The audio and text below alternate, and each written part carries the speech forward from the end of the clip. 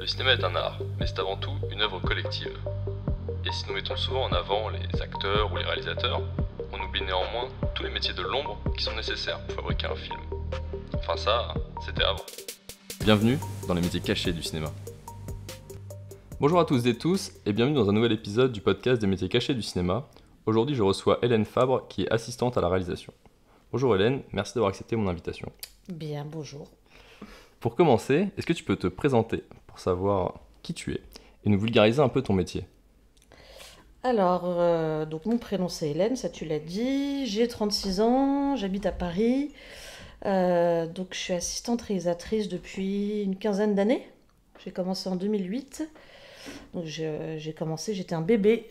Voilà, et donc j'ai occupé les postes de troisième, puis seconde, puis première assistante. Là, ça fait 2 ans que je suis première assistante.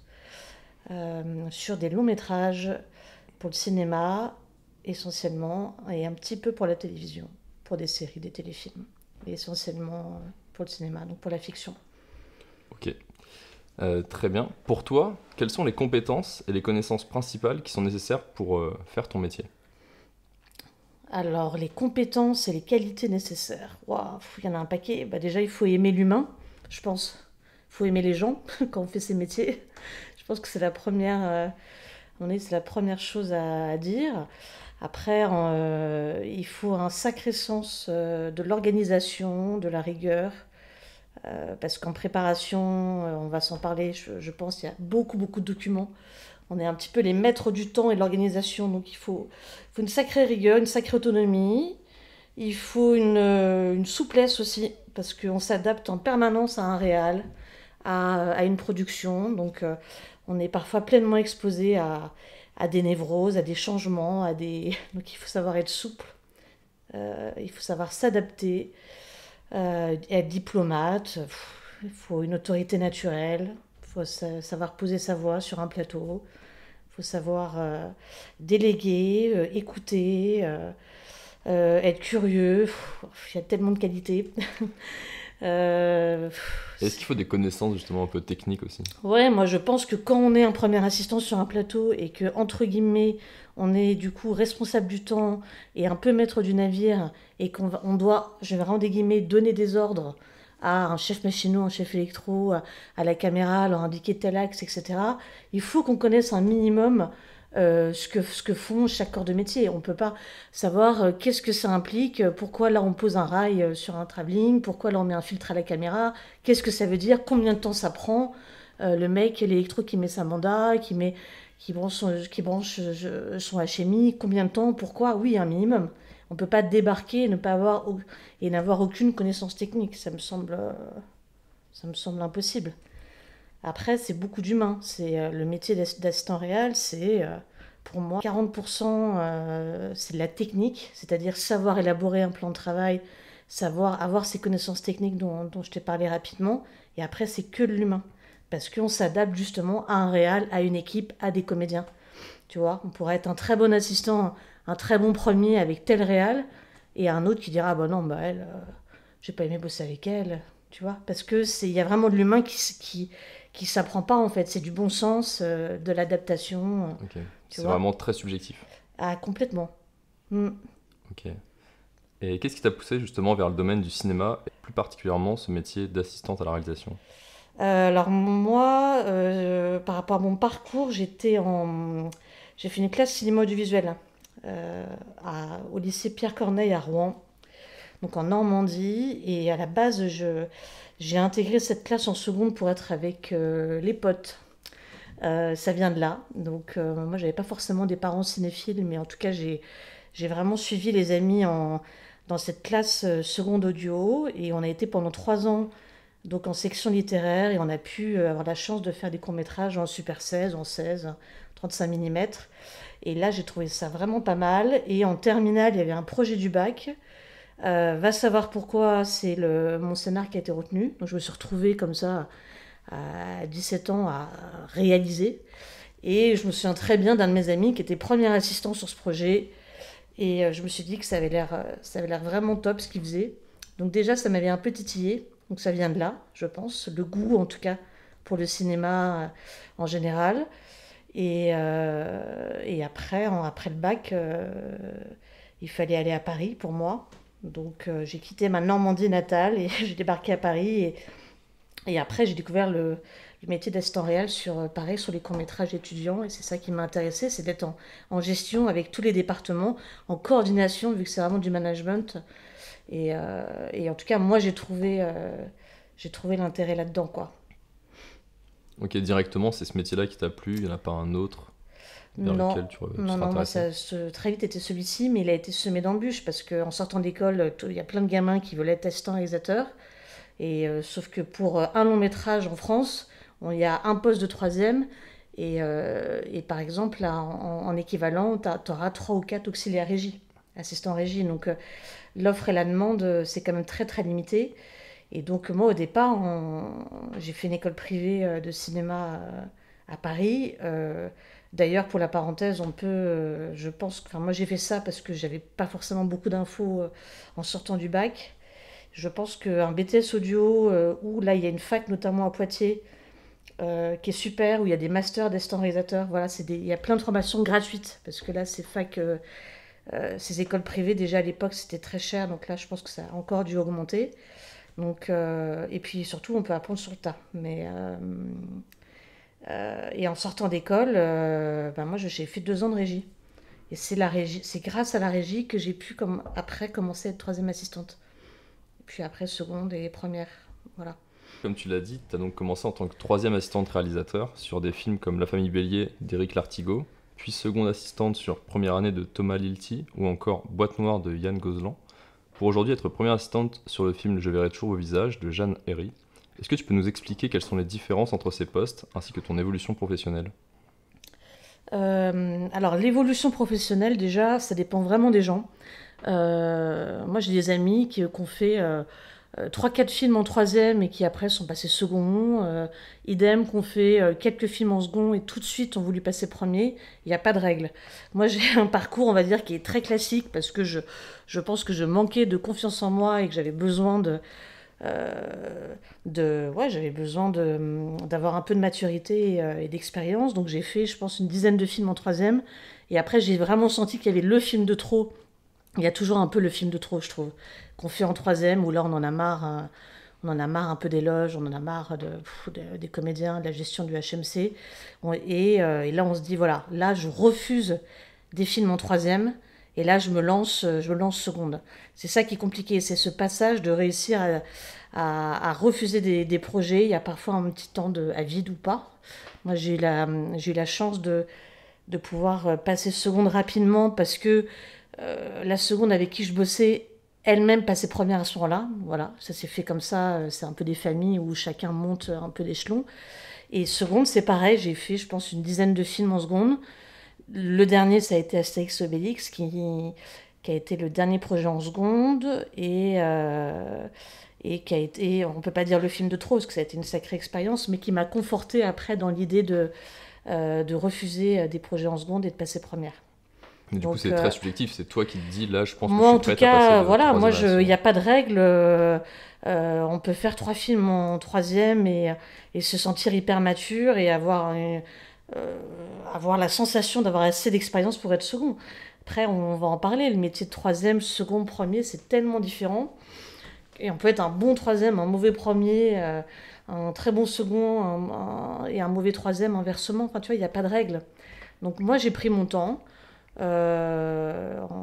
Mais ça serait à refaire, j'aurais fait la même chose. Voilà. Ok. Et du coup, justement, la différence entre ces trois postes? La différence entre ce traposte, ça n'a absolument rien à voir. Le premier assistant, il arrive en tout début. En tout début, il est au moment où le film il est développé, le moment où en gros, on a trouvé des financements pour le projet. Et en fait, on m'appelle pour faire une étude de plan de travail. Donc là, c'est le directeur de production qui a besoin pour son budget de pouvoir un peu estimer combien de jours de tournage, etc. Et donc ça, c'est ce qu'on appelle une étude. Donc parfois, on est appelé, on fait une étude et le film se tourne que dans 1 an ou 2 ans. Mais en général, on fait une étude et après, la préparation du film commence. Et donc après on prépare, on est vraiment le bras droit du réalisateur. C'est-à-dire que le réal, il va lui vraiment se concentrer sur son découpage technique, etc., sur le plateau, sur la direction d'acteur. Et nous, on est vraiment le collaborateur, le plus proche collaborateur d'un réal, où on passe notre temps entre les désirs artistiques d'un réal et après la place avec le dir prod qui, lui, a le montage financier du film. Voilà, on passe notre temps entre ces deux corps de métier, l'artistique et le financier, et de trouver des solutions, élaborer du coup ce qu'on appelle un plan de travail qui est tout le squelette du film. On part au départ d'un scénario. On a juste un scénario, c'est notre seule base de travail. Et avec un scénario, il faut qu'on en fasse un plan de travail. C'est-à-dire, ce film, il se tourne en 4 semaines, 8 semaines, 16 semaines. Et ce jour-là, on va tourner telle séquence de telle heure à telle heure. Donc, un plan de travail, c'est une sorte de casse-tête chinois. On met des ronds dans des carrés, quoi. Et au début, on fait un plan de travail idéal, parce qu'on n'a pas d'indisponibilité de décor, de comédiens. Et puis après, au fur et à mesure de la préparation, bah là, on nous dit que voilà, tel acteur est sur un autre film, il est au théâtre le soir, tel décor est dispo que tel jour. Il faut rassembler quand on tourne en vraie nuit, en fausse nuit, rassembler la figuration, tous les effets, tel comédien qui coûte super cher et qui est en France que de tel jour à tel jour. Voilà. Après, ça devient un casse-tête qui est passionnant et on arrive à un plan de travail version tournage. Voilà, ça c'est la grosse partie du poste de premier assistant en préparation. Et c'est évidemment de la coordination avec tous les chefs de poste. On va y venir aussi, parce que moi je suis en lien avec tous les chefs de poste sur caler toutes les réunions spécifiques, le suivi sur le casting. Sur le casting des comédiens au fur et à mesure, en lien avec le dire de cast et le réalisateur, le suivi des recherches de décors, en lien avec les repéreurs, le réalisateur, pour ensuite faire des repérages artistiques, des repérages techniques, toutes les réunions spécifiques, s'il y a des SFX, des VFX, s'il y a des animaux, s'il y a des... Voilà, avec tous ces intervenants extérieurs qu'il faut caler en prépa, organiser des lectures techniques du scénario avec les chefs de poste, des lectures comédiens, voilà. Donc c'est vrai que la préparation, c'est des listes de listes de listes à n'en pas finir. Et il faut rien oublier. En fait, nous, on organise tout ce qu'on voit à l'image. Et souvent, je schématise un peu ça. Et la régie organise tout ce qu'on ne voit pas à l'image. Donc, on est vraiment en étroite collaboration avec la régie, tout le temps. Ça, c'est le poste de premier. Le poste de second, il arrive un petit peu après, en prépa. Et c'est, là, pour le coup, c'est mon bras droit. Il doit tout noter.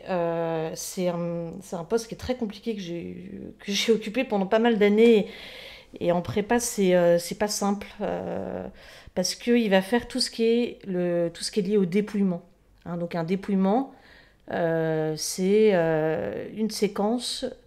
On prend une séquence d'un scénario et on liste tout ce qu'on a besoin pour que cette séquence puisse se tourner dans tout ce qu'on voit à l'image et tout ce qu'on ne voit pas à l'image. Donc, qu'est-ce qu'il nous faut comme comédien, comme accessoire.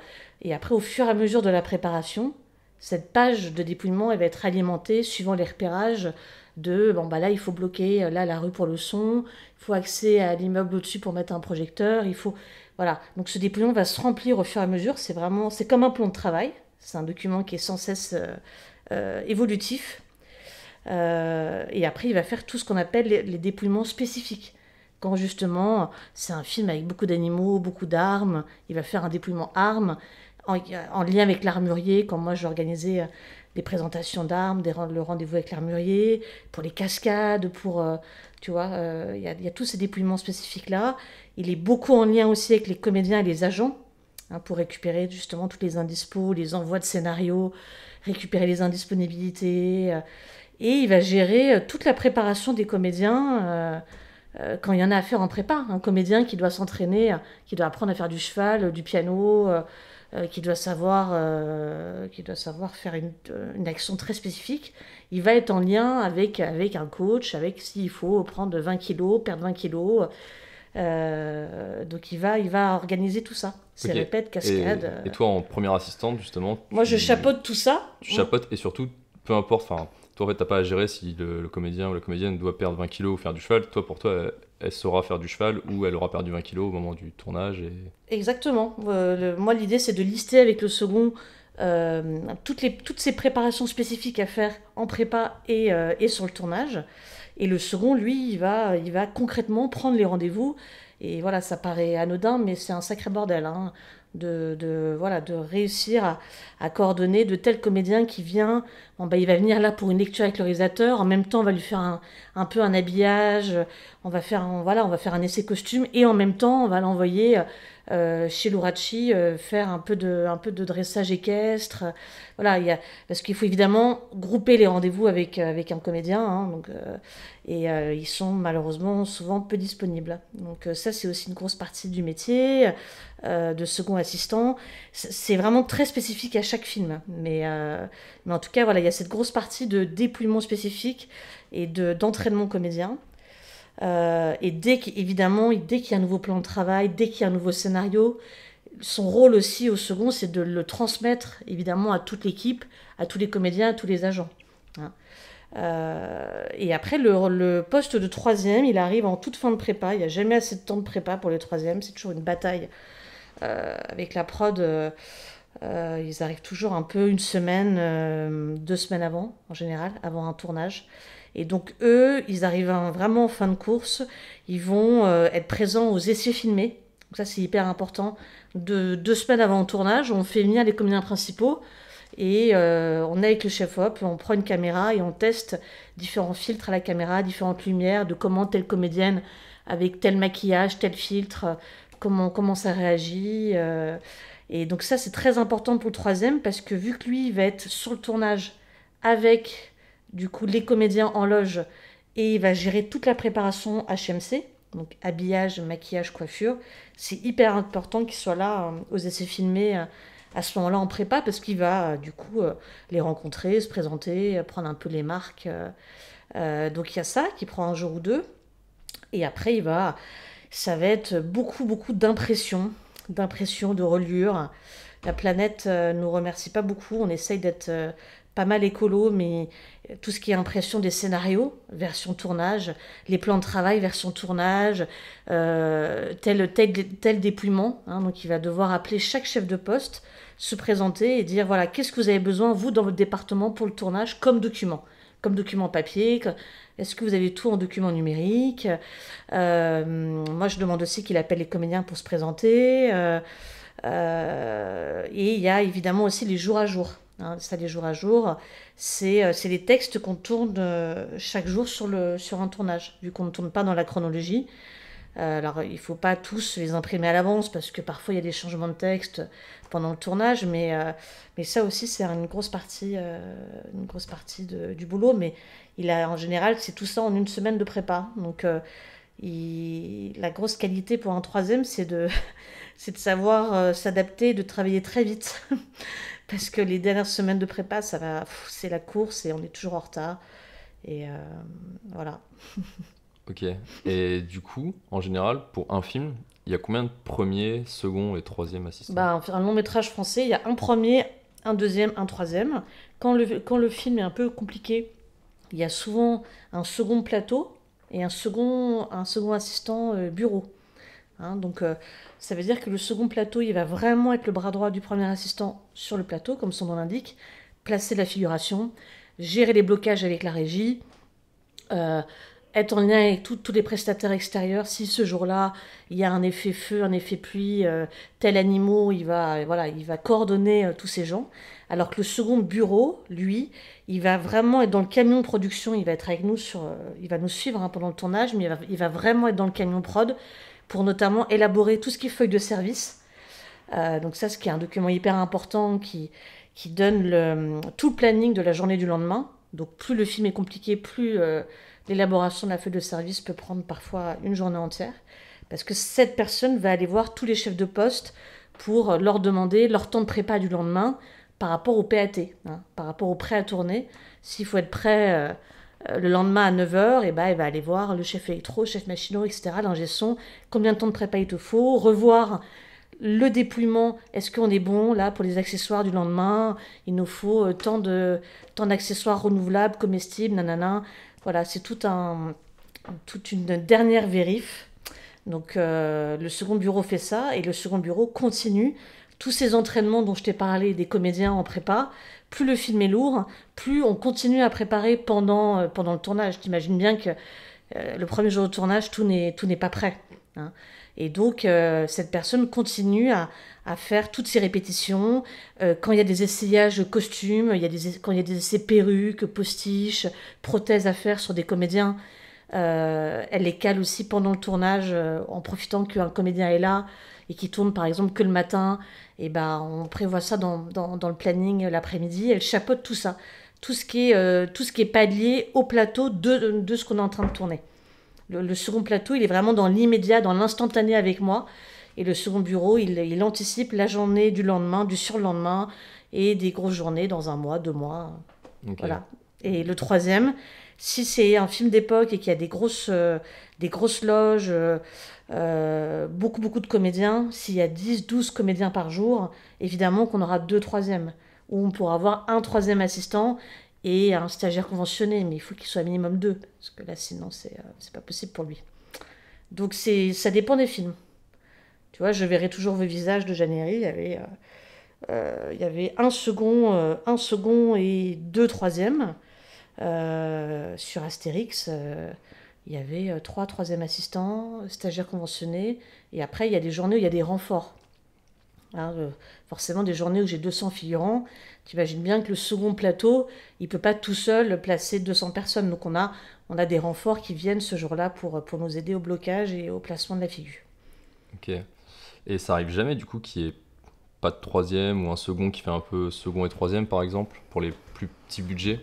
Si, ça arrive. Alors moi, j'ai jamais été dans cette config-là, mais si, il y a des productions qui essayent de dealer, que le troisième soit un stagiaire conventionné.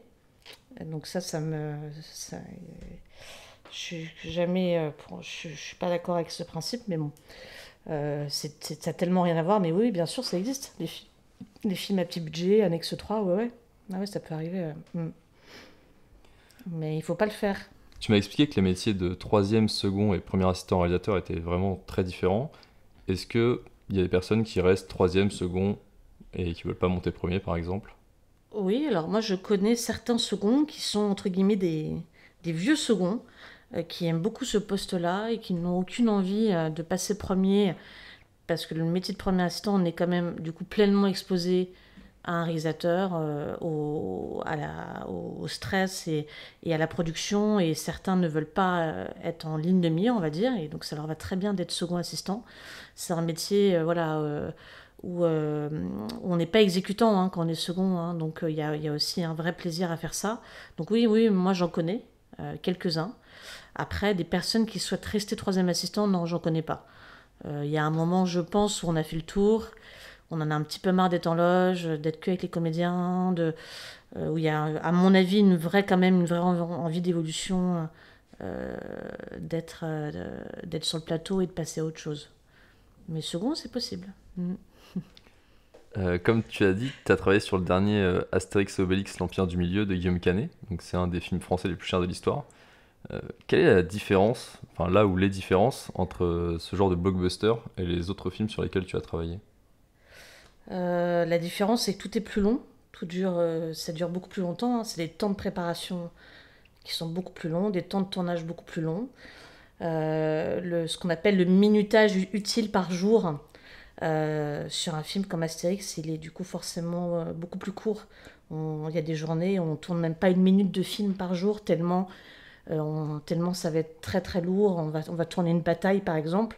Cette bataille, on va mettre 3-4 jours à la tourner. Donc le minutage, il est très réduit. Alors que sur un long métrage français classique, tu tournes 3-4 minutes utiles par jour, tu vois, pour te donner un ratio. Après, même les films à gros budget, il n'y a jamais assez d'argent. Tu vois, c'est toujours à chaque fois, il faut de toute manière trouver des solutions pour ne pas être dans des dépenses complètement farfelues. Donc je dirais que c'est ça, tout est plus long en temps de tournage, temps de prépa. Et c'est des séquences tellement lourdes en figuration, en cascade, que une séquence, on peut mettre 3-4 jours à la tourner. Hein. Il y a beaucoup plus d'effets spéciaux, beaucoup plus d'intervenants. Donc il y avait des journées, on était 800 sur le plateau. Techniciens, renforts, figurants, cascadeurs, etc. Donc c'est très très lourd. Donc il y avait des journées où j'avais plus de 20 renforts mis en scène. Et justement, c'est Tu quoi ça? vois? J'ai déjà vu des équipes de renfort. Ouais. Ça consiste en quoi en fait? En tout cas, renfort mise en scène, t'es embauché soit pour une journée, soit pour plusieurs journées consécutives. Et c'est quand tu as ce qu'on appelle des journées très lourdes. Si j'ai une journée avec une bataille et j'ai Astérix et Obélix qui vont affronter l'armée avec Jules César, et ben j'ai, je te dis à vue de nez, 50 cascadeurs, 20 médiums, 200 figurants. Donc déjà, ces gens, il faut les préparer au HMC. T'imagines bien en loge, les cuirasses, les perruques, tout le bordel. Donc il faut déjà qu'il y ait des gens qui les accueillent en loge et qui gèrent ça, parce que moi mes troisièmes ils sont avec les comédiens, hein, ils sont pas avec les figurants, les cascadeurs. Et après sur le plateau c'est un peu militaire. En gros un renfort gère peut-être entre 20 et 25 personnes à peu près à vue de nez. Ça peut être 30, voilà, ça dépend des films. Donc elle gère en fait un groupe de gens et elle se place sur le plateau, géographiquement, chacun a des zones, des zones d'intervention, on va dire, que le second et le premier chapeautent, pour que du action coupée, on puisse recréer en fait cette vie. Donc là, en l'occurrence, une bataille. Parfois, on est dans un hall de gare, sur un boulevard à Barbès, où il faut, envoyer les gens au fur et à mesure, envoyer les figurants, avoir la bonne attitude, la bonne gestuelle, faire semblant de se battre, de tomber, voilà. Donc tout ça, évidemment, ces renforts-là, ils n'arrivent pas comme ça en touriste. Moi, avant, en préparation, le premier ou le second, on rencontre les renforts, on leur envoie, tu imagines bien, soit le scénario, soit les séquences qu'on tourne, on fait des plans d'implantation, quand c'est des grosses journées compliquées, de la figuration, de ce que nous on a en tête, on leur envoie voilà, un maximum de documents, des photos du décor, parce que c'est très compliqué d'arriver comme ça en cours de tournage, où toute l'équipe se connaît, tout le monde a ses automatismes, et la personne va débarquer comme ça, donc va prendre un toki, et voilà, il faut, il aura eu les infos avant, il aura été briefé avant, et après il est exécutant, il écoute ce qu'on lui dit au toki. Et en général, au toki, quand on est renfort, on parle pas, quoi. C'est que si on intervient au talkie-walkie, c'est que on a un figurant qui a fait un malaise ou que on peut pas, on fait un blocage et que là il y a une ambulance qui passe, qu'il faut laisser passer. Tu vois, c'est que en situation d'urgence. Mais sinon, si c'est reçu au toki, son groupe de figurants et sa partie où il doit bloquer, s'il doit bloquer en même temps, il doit être prêt. On dit toujours sur un plateau, on peut attendre, je te caricature, hein, mais on peut attendre le machinot qui pose son travelling et l'électro qui met sa gamelle. On peut jamais attendre la mise en scène. Il y a vraiment un truc de... Nous, il faut qu'on soit prêts, quoi. Il faut que les comédiens soient prêts à l'heure, que les figurants soient tous placés, que le blocage soit prêt. Voilà, on a du mal à attendre la mise en scène. Donc ça crée un certain stress parfois. Donc ouais, renfort c'est ça. Et renfort, c'est très très bien d'en faire au début parce que ça permet de rencontrer différentes équipes. On voit tout de suite ceux qui ont tout compris, qui savent bien se placer, qui ont une bonne capacité d'adaptation, une bonne endurance physique, nerveuse. Et après, voilà, ça peut leur permettre d'être troisième assistant sur des projets. Moi, il y a pas mal de troisièmes avec qui j'ai bossé, que j'ai pris au début juste en renfort. Et du coup, ça veut dire que quand tu établis ton plan au tout début, tu prévois déjà que pour certaines scènes, il faudra X renforts, etc. Ouais, avec évidemment en discussion avec la production. Tout ça se décide et se tamponne et se valide avec le directeur de prod. C'est comme acter s'il y a 2 seconds sur un projet, combien il y a de troisième. Tout ça, c'est les temps de prépa du second, le temps de prépa du troisième. Tout ça, c'est validé par le directeur de prod et le nombre de renforts doit être validé par le directeur de production. Donc ça, on en parle en amont. Moi, je vais le voir et je lui dis, écoute, ce jour-là, j'ai tant de figurants. Moi, j'estime que, vu la configuration du décor de la journée, il me faut tant de renforts. Puis après, c'est une discussion plus ou moins compliquée. Puis on arrive à trouver toujours des compromis. Ok. J'ai vu que sur le film Astérix Obélix, il y a une seconde équipe de crédités. Qu'est-ce que ça signifie, seconde équipe ? Seconde équipe, c'est pendant le tournage. C'est une équipe indépendante qui va aller filmer des séquences spécifiques. Donc c'est déterminé en préparation. T'as un chef-op deuxième équipe, parfois un réalisateur deuxième équipe, voilà, un premier assistant deuxième équipe. Donc tout ce petit monde aura une liste de séquences à tourner, déterminée en prépa, et donc ça sera incorporé dans le plan de travail de l'équipe principale de ce jour-là. On a une deuxième équipe, donc on a parfois un comédien, ça peut arriver, qui tourne le matin en équipe 1 et qui bascule, par exemple, l'après-midi en équipe B. Donc ce qu'on appelle équipe B ou deuxième équipe, c'est, je te dis n'importe quoi, ça peut être des plans d'establishing, il faut filmer un paysage, il faut filmer un mec qui passe à cheval sur un chemin de campagne, il faut filmer des plans de la ville de Paris pour les intégrer au montage, il faut filmer tel insert pour le générique de début ou le générique de fin. Donc voilà, tout ça, ça va être enlevé de l'équipe principale, parce que ça va nous faire gagner du temps de tournage, et ça va basculer en deuxième équipe. Donc oui, ça arrive souvent. En série, il y a beaucoup ça, hein, tout ce qui est, t'imagines bien, plan de générique, tous les plans de paysage, les plans d'incruste, tout ça, ça bascule en deuxième équipe. Et Astérix, évidemment, il y avait du coup pas mal de deuxième équipe, quand il y avait différentes scènes avec des combats. Parfois, t'as des vignettes, t'as des plans spécifiques qu'on tournait qu'avec des cascadeurs ou avec des doublures cascades. À ce moment-là, pour alléger. Il faut alléger l'équipe principale.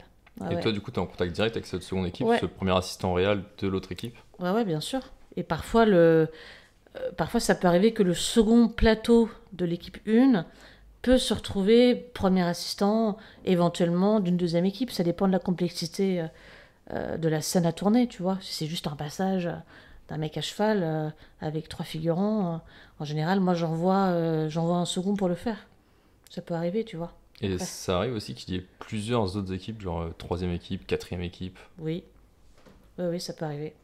Ouais, sur Astérix, c'était plus des plateaux multicam, hein. Donc c'est-à-dire qu'il y avait 4 caméras, par exemple, qui étaient disposées dans différentes zones géographiques de la bataille qu'on tournait pour pouvoir simultanément filmer différentes zones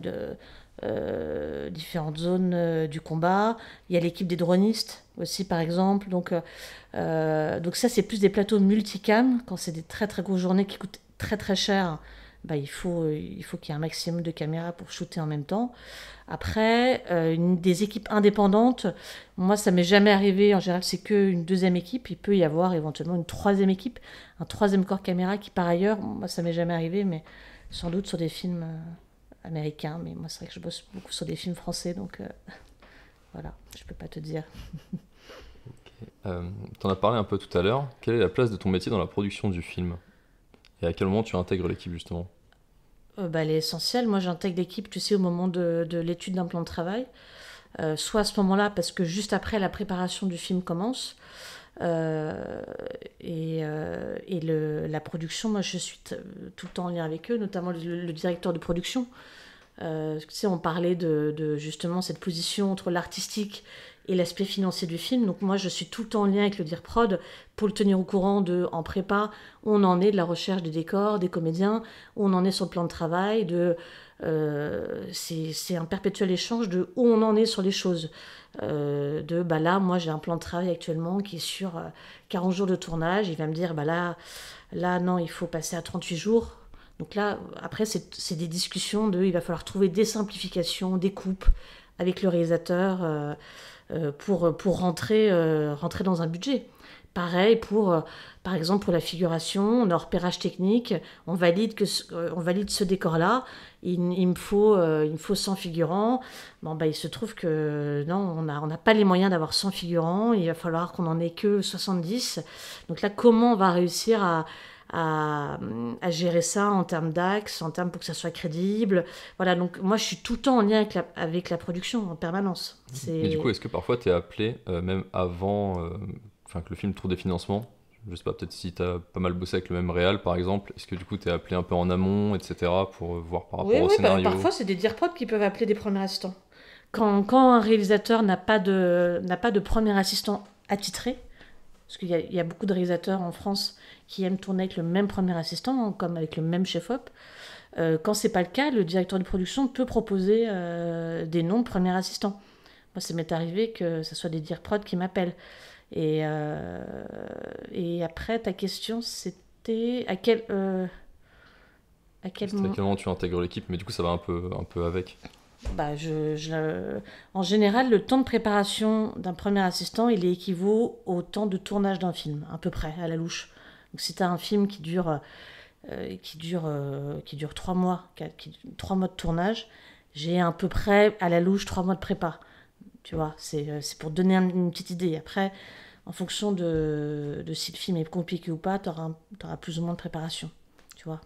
Mais ça, du coup, qui c'est qui l'évalue, cette préparation? C'est toi, au moment où tu rejoins le projet, tu te dis, bah, on pourra pas tourner avant au moins 3, 4, 5, 6 mois parce que y a beaucoup de choses à Alors ça, prévoir. c'est beaucoup décidé aussi par la prod, hein, je te cache pas, parce qu'ils savent que sur ce film, en général, ils ont toujours une idée de qui va être les premiers rôles, les rôles principaux.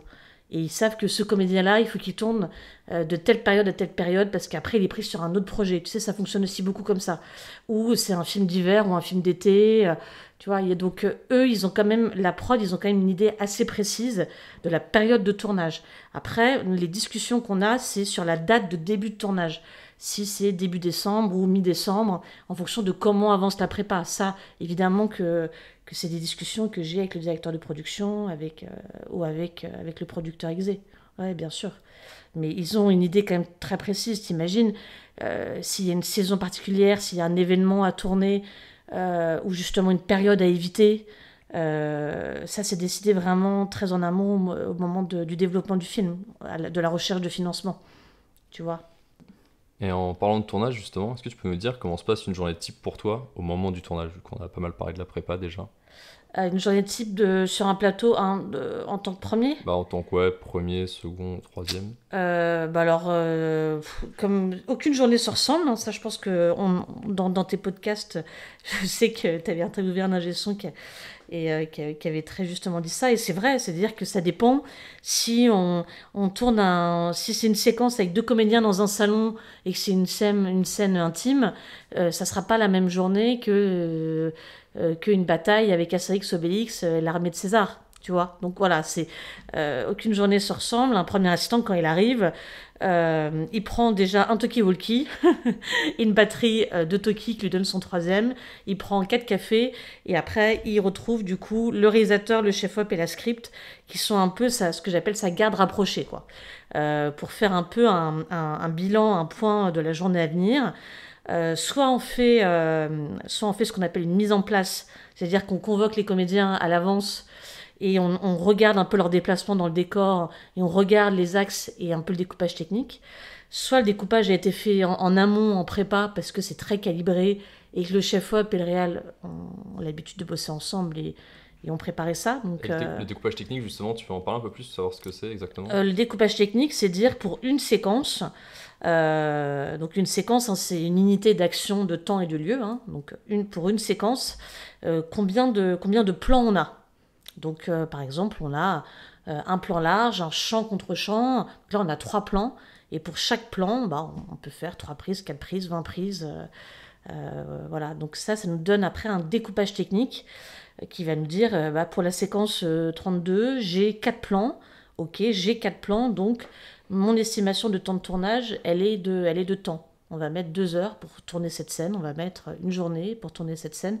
Donc ces estimations de temps de tournage, elles sont évidemment vues en préparation, t'imagines bien, hein, c'est pas sur le plateau. Quand il y a l'élaboration du plan de travail, dont je te parlais tout à l'heure, au début, le premier assistant, il va faire ses estimations en fonction de l'expérience qu'il a eue, il va essayer d'imaginer, parce qu'au début, on n'a pas de découpage technique, on n'a pas de décor, on n'a rien, on est à poil. Donc on fait une estimation comme ça, un peu à la louche, en grossissant un petit peu.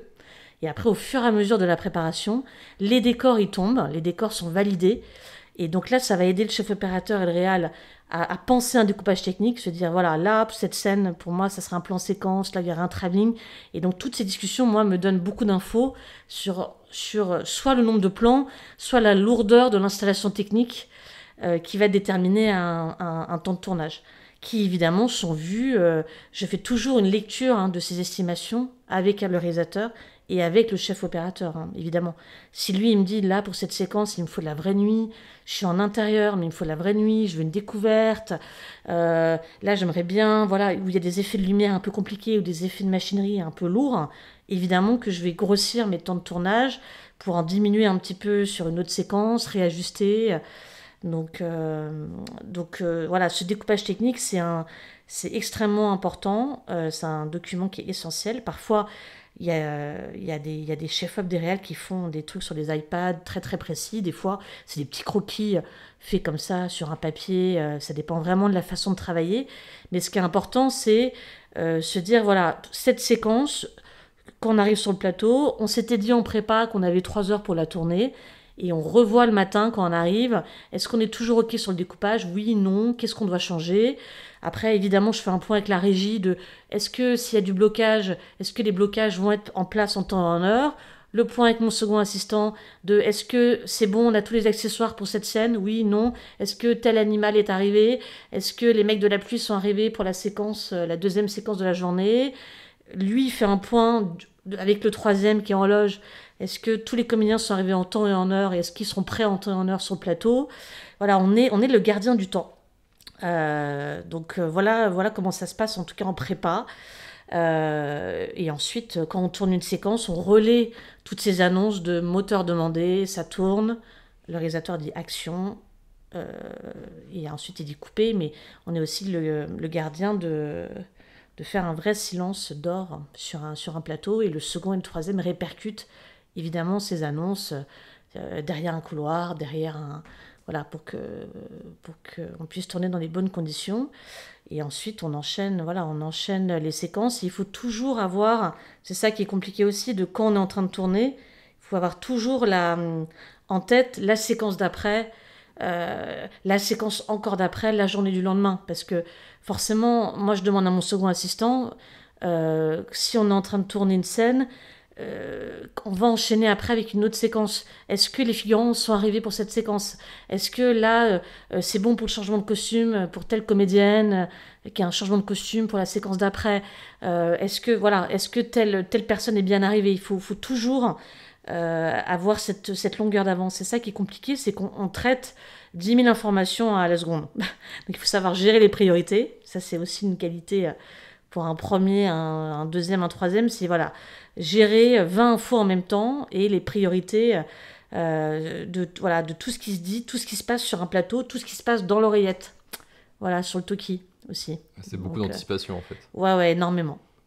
Okay. Ouais. Et du coup, après, entre chaque prise, ou même à la fin de la journée, est-ce que après on enchaîne les prises, on a la pause déj à la cantine qui est tout sauf une pause déj pour nous, parce qu'à ce moment-là, moi je fais un peu un point avec le réal, le chef-op, si on est un peu en retard, un peu à la bourre, on fait un petit peu un point de l'après-midi à venir. Je vérifie la feuille de service, donc je t'en parlais tout à l'heure, qu'aura fait le second assistant, la feuille de service du lendemain sur est-ce que le réalisateur souhaite faire une mise en place le lendemain? Oui, non. Est-ce qu'il y a des choses spécifiques? Est-ce qu'il y a des accessoires de jeu très spécifiques qui n'ont pas été présentés en préparation à la présentation accessoire et parce que ça coûte cher, on ne peut pas louer des accessoires comme ça sur toute une durée. Et donc, si cet accessoire est arrivé, en général, je profite de la pause cantine pour le montrer au réal. Donc ça peut être... Il y a plein de petites choses comme ça où je profite de cette pause pour regarder tout ça. Le troisième assistant, lui, il doit gérer tous les changements HMC et les raccords HMC quand il sort de table. Si une comédienne a un changement de costume, un changement de perruque pour la scène après le déj, il faut évidemment anticiper ça pour qu'elle soit prête à la reprise. Tu vois ? Donc, ou est-ce que cette comédienne veut un plateau repas? Est-ce qu'elle mange à la cantine? Donc, gérer avec la régie, les plateaux, les machins, les commandes. Donc, en général, on mange très vite et peu. Et c'est à ce moment-là, le seul moment où on a le temps d'aller aux toilettes, je pense, de la journée. Et après, l'après-midi, donc, on reprend. Et le soir, c'est très variable. Parfois, le soir, il peut y avoir de temps en temps un repérage d'un décor, d'un petit décor qu'on n'a pas eu le temps de faire en préparation. Il peut y avoir ce qu'on appelle une présentation d'un décor, parce que le lendemain, on tourne dans un appartement à côté. L'équipe déco a fini d'installer le décor, de l'accessoiriser, de le meubler.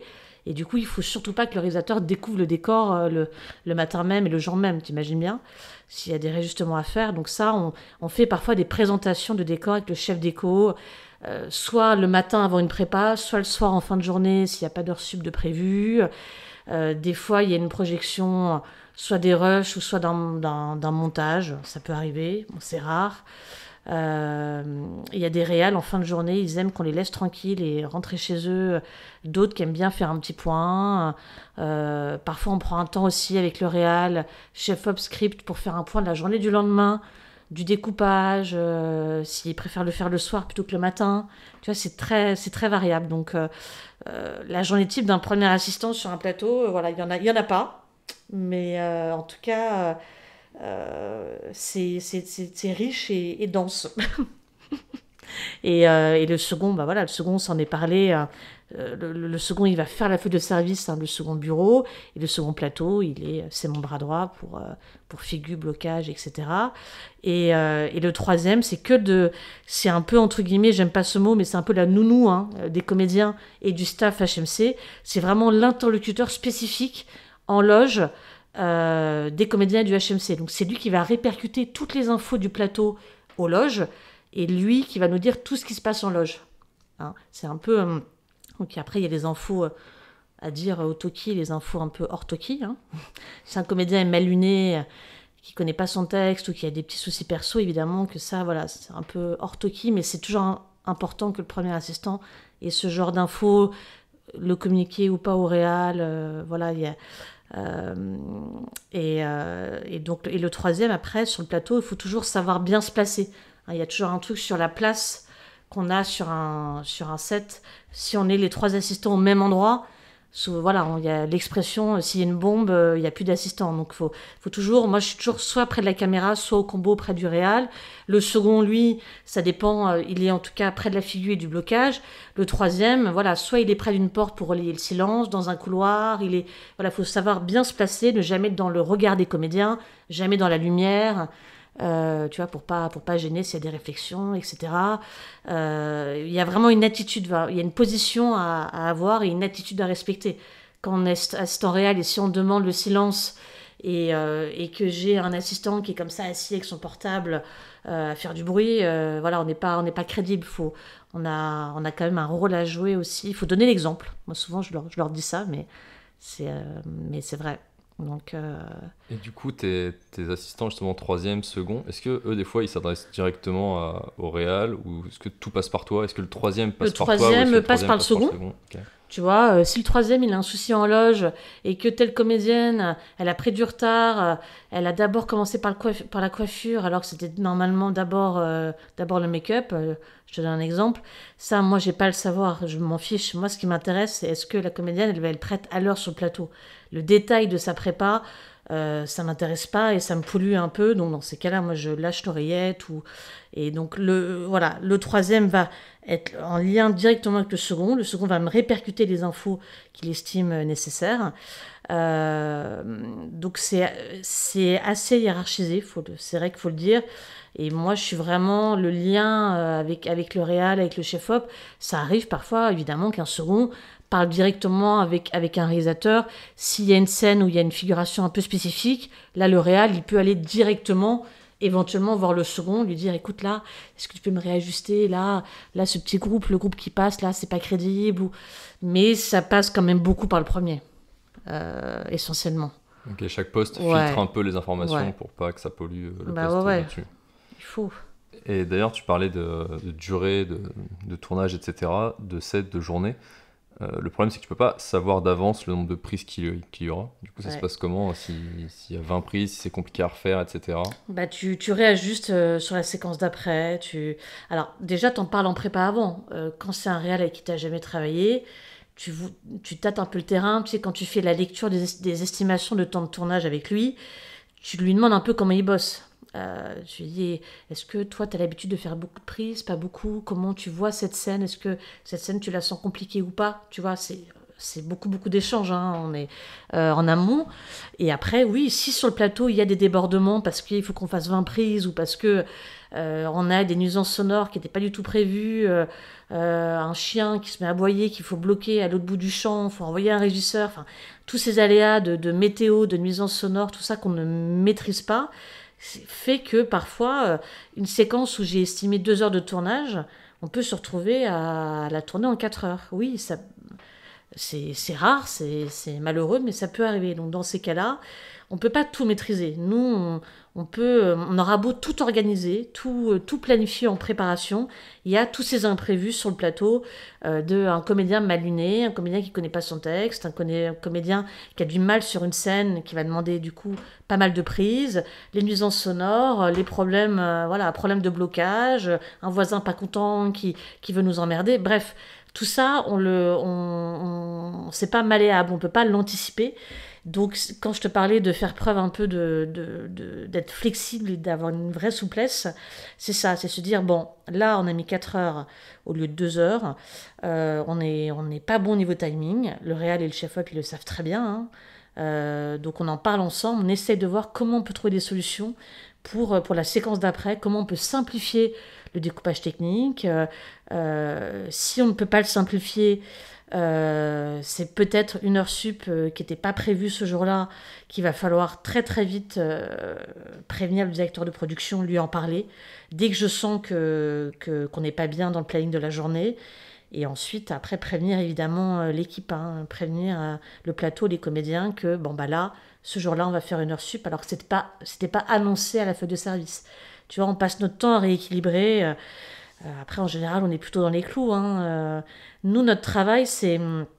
Souvent, je dis ça, c'est 80% de notre boulot, il est fait en préparation, justement, de toutes ces réunions, tous ces dépouillements dont je t'ai parlé, pour que les choses elles soient cadrées au maximum. Donc, c'est vrai que c'est un travail qui est très rigoureux, très méticuleux, parce qu'il y a beaucoup de choses, mais c'est ce qui nous permet sur le plateau, ou que, du coup, s'il y a des imprévus, on va pouvoir réagir vite. Parce qu'on aura vraiment bordé les choses vraiment en amont, tu vois. Donc, et aussi prendre du plaisir, du coup. Voilà.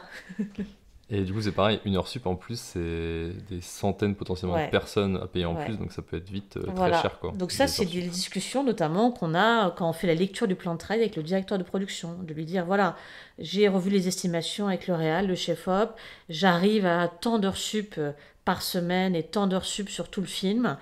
Et donc là, lui, il va me dire, c'est pas dans mon enveloppe, c'est dans mon enveloppe, il faut diminuer. Donc voilà, d'où ensuite ces réajustements en préparation sur le scénario, simplifier les choses, faire des coupes, diminuer des choses. C'est souvent dans ce sens-là que l'inverse, hein. Donc ouais, c'est... Et à part le directeur de production et le réalisateur, quels sont les autres métiers que tu côtoies directement ? Bah tous. En prépa, tous. Beaucoup la script. Faut jamais oublier l'ingé son. Faut toute l'équipe HMC pour toutes ces réunions, hein, dont je t'ai parlé. Chaque chef de poste a besoin d'avoir un temps privilégié avec le réalisateur pour pouvoir répondre à toutes les questions artistiques, techniques. Donc moi je suis en lien avec la chef maquilleuse, l'ingé son, avec un repéreur, tu vois, pour qu'il puisse avoir le temps nécessaire avec le réal et que les choses avancent, tu vois, en prépa. Et quand c'est un film spécifique avec des animaux, je vais être en lien avec le dresseur animalier, avec le régleur cascade, avec le superviseur VFX, parce qu'il y a beaucoup d'effets spéciaux, donc et on va faire un dépouillement VFX et on va faire une réunion VFX avec eux. Donc c'est beaucoup, c'est quasiment tous les corps de métier. Ceux auxquels je suis très peu liée, c'est les gens de la post-production, c'est pas mal...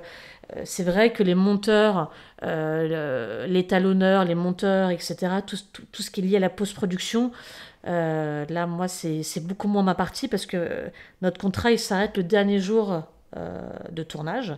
Parfois, on a une journée ou deux, je t'en parlerai, où on doit rendre un plan de travail définitif. Donc, parfois, ils nous payent un jour ou deux en plus, mais... Sinon, notre contrat s'arrête le dernier jour de tournage. Donc, la post-production, c'est vrai que pour nous, c'est des gens de l'ombre, entre guillemets. Donc c'est des gens, voilà, je suis très très peu en lien avec le chef monteur. Évidemment que je pense à lui envoyer quand il y a une nouvelle version de scénario, tu sais, en préparation. Évidemment qu'il est dans la mail list des gens voilà, des gens qu'il ne faut pas oublier. Mais à part ces métiers-là, je suis en lien vraiment avec tout le monde. C'est ça qui est passionnant. Ok, bah justement, c'était ma question suivante, c'était de savoir jusqu'où allait ton métier dans la production du film, jusqu'où tu allais en tant Voilà, qu'assistant dernier jour de réal. tournage, voilà, on est en vacances. Voilà. Donc Ok. c'est très bien, c'est un métier où il y a une date de début, une date de fin. Donc quand un film est difficile, un film c'est un marathon, quand un film est difficile, que c'est des prépas longues, des tournages plus ou moins compliqués, ce qui aide, c'est qu'il y a une date de fin. Voilà, donc il y a des films qui sont formidables, avec des équipes formidables, des films plus compliqués pour différentes raisons. Et ça permet de pouvoir tenir aussi. De se dire, voilà, tel jour j'ai fini, et là je me prends voilà, 2 semaines, 3 semaines, un mois où je vais un peu souffler avant de reprendre un autre projet. Donc ça aide aussi. Et ça arrive jamais d'être appelé pour des reshoots Si, sur des si, films? bien sûr, tu peux avoir des retakes. Ouais, ouais, t'as des retakes où là j'ai fini une série, il nous reste un plan à faire pour une séquence qui est en grosse partie VFX, mais il faut aller faire un plan là dans le nord de la France, un plan de la mer. Bon, bah ça, il faut organiser une petite deuxième équipe. Oui, oui, ça peut arriver. Mais bon, en général, c'est plusieurs mois après, donc c'est pas tout le temps le cas où le premier assistant est dispo. Parfois, il est pris sur un autre film, donc on embauche un autre assistant qui va gérer juste cette journée-là. Tu vois, ou ici, il faut aller filmer une manifestation, un événement sportif, un truc très spécifique qui va être intégré après pendant le film. Bon, bah là, pareil, tu vois. Ça se fait plus tard. T'as parlé de deuxième équipe, mais ça Ouais. consiste en quoi? C'est juste une équipe restreinte? Ouais, c'est une équipe restreinte. Ouais, ouais, c'est ça. Tu vois, là, s'il faut aller filmer la mer à Calais, bah, je vais prendre un cadreur, un assistant, un perchman, et ça va bien se passer, et un régisseur. Ok. Tu vois. Faut peut-être juste finir de dire que en fait, moi, je trouve, en tout cas, objectivement, que c'est un métier formidable. Mais voilà, c'est un métier qui est difficile, c'est sûr. On l'a vu, qui est pleinement exposé, voilà, au stress. Il faut tout anticiper, il faut tout organiser. Mais voilà, c'est un vrai management, une vraie coordination, mais c'est un métier que je trouve fascinant. Et grâce à ce métier, on rencontre des gens, on a accès à des décors qu'on n'aurait jamais eu accès en faisant autre chose. Hein, on tourne dans des prisons, dans des châteaux forts, on rencontre, on va dans des fermes laitières, on est avec des fermiers, enfin voilà, bref, ça nous donne un accès à des choses qu'on n'aurait jamais pu avoir, je pense, dans d'autres métiers, et du coup une ouverture d'esprit aussi, de manière générale. Et c'est ce qui fait que c'est un métier qui est vraiment fabuleux, et ça dépend après de la place que le réalisateur laisse à son premier assistant. Il y a des réalisateurs qui laissent une part un petit peu artistique aussi à un premier assistant, qui peut proposer en prépa, justement, on parlait de toutes ces coupes, toutes ces simplifications. Parfois, le premier assistant peut vraiment avoir un regard là-dessus. Et donc là, c'est vraiment passionnant. Voilà, ça dépend quelle place on va occuper et quelle place on nous laisse occuper dans l'artistique, mais voilà, il y a une part d'artistique, et cette ouverture, en tout cas, au monde, que moi je trouve formidable avec ces métiers-là. Ouais. Même au niveau humain, du coup, tu rencontres des Bah, personnes à chaque à tournage. chaque projet, je dis toujours que c'est une rentrée des classes. Chaque nouveau film, c'est une rentrée des classes. C'est souvent une nouvelle production, des nouveaux acteurs, une nouvelle équipe technique. Donc oui, c'est une rentrée des classes. On ne sait pas trop comment travaillent les gens, donc il faut s'adapter. Il faut s'adapter aussi aux égos des gens. On passe notre temps à gérer des égos, nous. Donc une autre qualité d'un bon assistant, c'est ne pas avoir d'ego, en tout cas, et qu'il soit pas mal placé. Donc ouais, c'est des métiers, ça peut peut-être parfois faire peur quand on voit la charge de documents qu'il y a à faire en préparation, toute cette rigueur, voilà, toute cette gestion avec les logiciels qu'on a, etc. Mais voilà, faut pas oublier que nous, on bosse du coup avec de l'humain. Et du coup, on n'est pas, on peut réajuster les choses, et c'est ça qui est formidable. On n'a pas parlé des logiciels d'ailleurs, mais ça me fait penser à ça. Bon, il y a plein de logiciels différents. Je pense que quand on veut passer second, c'est bien de connaître les différents logiciels pour s'adapter au premier assistant au logiciel qu'il utilise. Et puis comme ça, après, quand il sera premier, il travaillera avec ce qu'il veut. Est-ce qu'il y en a beaucoup de différents des logiciels? Ouais, bah, bon, il y a MMS qui est le logiciel américain. Il y a Movie Data qui est le logiciel français. Il y a FuzzleCheck qui est le logiciel allemand. Il y a Outlook Movie. Voilà, il y en a 4. Il y a un peu les 4 principaux. Il y en a aucun n'est parfait. Voilà, il y a des avantages, des inconvénients un petit peu à tous. Mais en tout cas, c'est important. Tu sais, quand on parlait de bagage technique au début de ce podcast, quand on passe second, c'est bien de pouvoir faire des formations sur ces logiciels. Comme ça, il pourra dire qu'il les connaît, qu'il les a. Et comme ça, il s'adapte au premier, quoi. Et tu parlais de rentrer des classes, mais du Ouais. coup, toi, est-ce que tu bosses des fois avec les mêmes secondes, troisièmes? Est-ce que tu as ton équipe, tu les choisis parfois? Bah oui, je l'ai choisi. Alors, il y a beaucoup de films il y a, où la production, où le réalisateur m'impose un troisième assistant. Ça peut arriver que c'est pas tout le temps le cas, mais on me suggère très fortement de prendre la fille ou le fils de telle personne au placé. Et donc là, c'est un peu compliqué de ne pas en rencontrer en tout cas cette personne, mais quand je la rencontre, je lui explique que si elle est pistonnée, c'est très bien, il y a des gens pistonnés qui travaillent très bien, mais que derrière, il y a 10 personnes qui voudraient être à sa place. Donc après, si elle travaille bien, elle refera d'autres films, mais si elle travaille mal, ça va s'arrêter là, quoi. Donc oui, parfois on peut m'imposer un troisième assistant, en tout cas, ou quand c'est des films en région, hein, quand on tourne en région, du coup, on prend un troisième qui est local, hein, qui est dans la ville où on tourne, pour éviter des frais supplémentaires en production, pour l'hébergement, les défraiements, etc.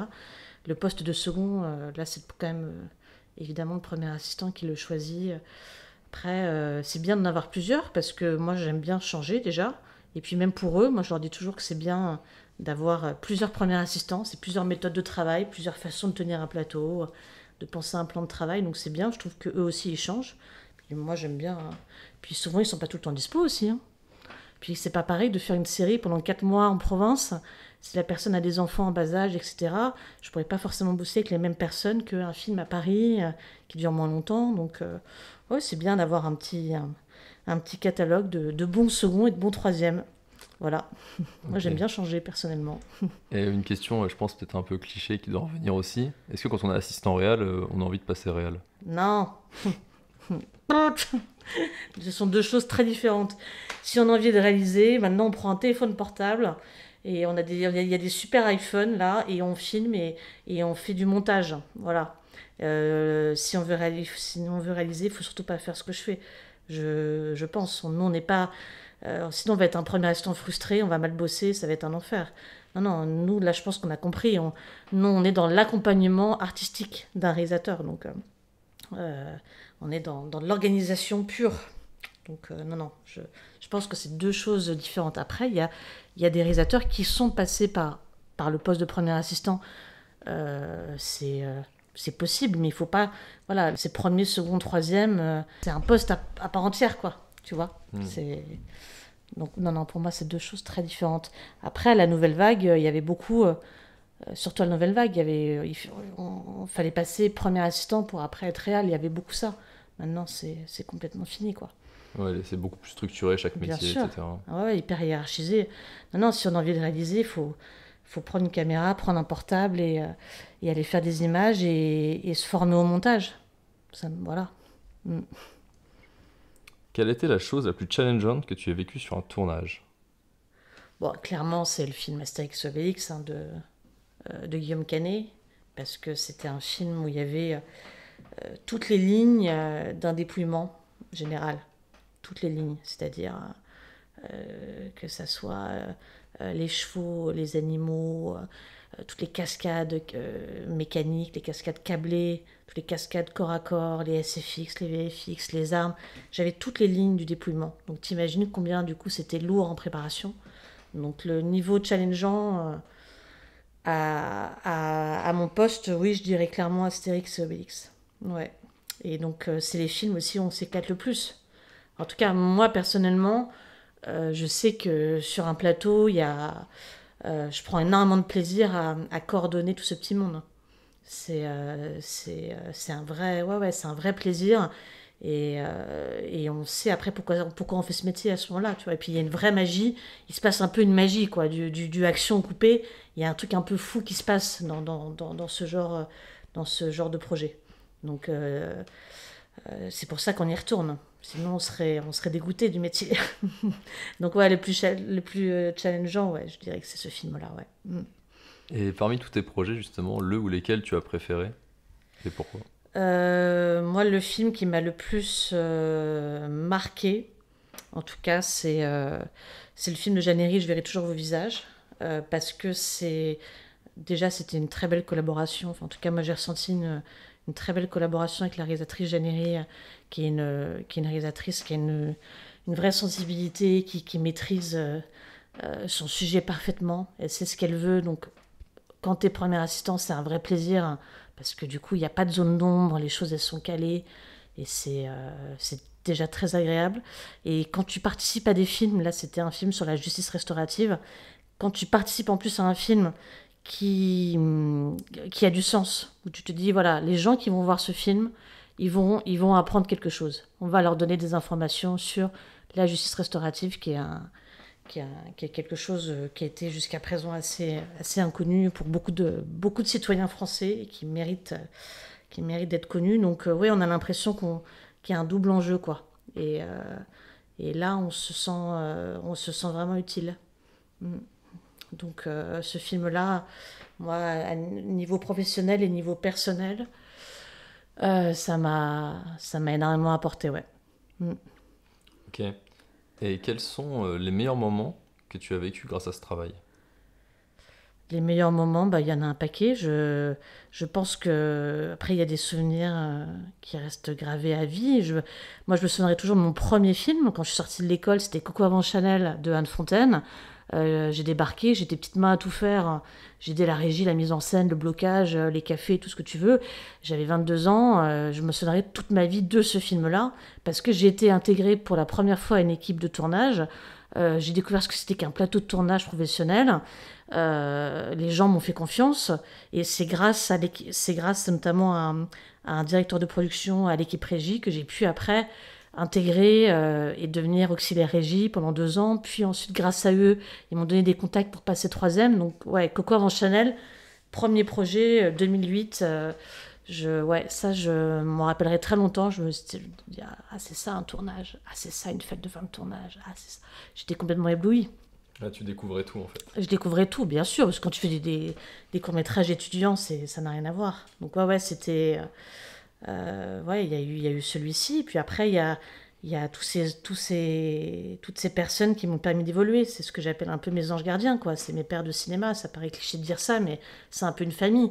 Telle personne qui te fait confiance pour ton premier poste, ton premier film en seconde. Telle personne qui te fait confiance pour ton premier film en première. Voilà, donc ça, ces gens-là, faut pas les oublier, hein. Donc, ouais. Et est-ce que tu as des anecdotes liées à des films ou des projets sur lesquels tu as travaillé? Bah ça, je peux le raconter. Oui, oui. Je tournais avec du coup une comédienne française très connue qui avait fini sa journée de tournage. Et nous, on était en train de tourner une dernière séquence dans un supermarché en banlieue parisienne. Et il se trouve que c'était la dernière scène de 2 comédiens qui avaient fini après le tournage. Et donc cette comédienne, le troisième assistant me dit que voilà qu'elle est partie, son chauffeur l'a ramenée. Donc voilà, nous on est en train de tourner cette dernière séquence dans les rayons du supermarché. Et il y a un moment donné où je me retourne et je vois une dame qui s'approche. Et donc moi, voilà, spontanément, je lui dis... écoutez, bonjour madame, là c'est privatisé, on est en train de faire un tournage, il faut quitter les lieux. Et voilà, il se trouve que c'était la comédienne principale, je ne citerai pas son nom, que je n'ai pas reconnue parce que elle est tellement maquillée, apprêtée sur un plateau que c'était une autre personne. Donc voilà, je me suis à ce moment-là confondue d'excuses et devenue toute rouge et j'étais en train de creuser ma tombe. Et voilà, et elle m'a expliqué qu'elle était revenue pour aller saluer les 2 comédiens pour les remercier vu que c'était leur dernière journée de tournage. Voilà, il y a eu une grande gêne à ce niveau-là pour moi, mais voilà, je ne dirai pas le nom de la comédienne, mais elle est très très connue. Et pour finir, dernière question, quel autre métier du cinéma penses-tu n'est pas assez mis en avant et qui pourrait faire l'objet d'un prochain épisode? La régie. Voilà, la régie. Parce que sans régie, il n'y a pas de film. Parce que sans régie, les camions techniques ne sont pas garés, il n'y a pas de blocage, il n'y a pas de... Voilà, on bosse étroitement avec eux. C'est des métiers, que ce soit le régisseur général, l'adjoint ou l'auxiliaire régie. Si tout va bien, il n'y a pas un merci, il y a assez peu de reconnaissance. Et si tout va mal, ils sont responsables. Donc non, c'est injuste. Donc c'est des métiers très compliqués où il faut une sacrée endurance physique et nerveuse. Donc il faut les mettre en avant, il faut les remercier. Enfin, je pense en tout cas, moi, spontanément, à ce département-là. Bon, il y en a beaucoup d'autres, mais ouais, mettons-le en avant, la régie. Ok, très bien. Eh bien, merci beaucoup, Hélène. Merci à toi. Merci beaucoup d'avoir écouté cet épisode des métiers cachés du cinéma. S'il vous a plu, n'hésitez pas à vous abonner, mettre une note et un avis sur votre plateforme d'écoute préférée, et je vous donne rendez-vous prochainement pour un nouvel épisode.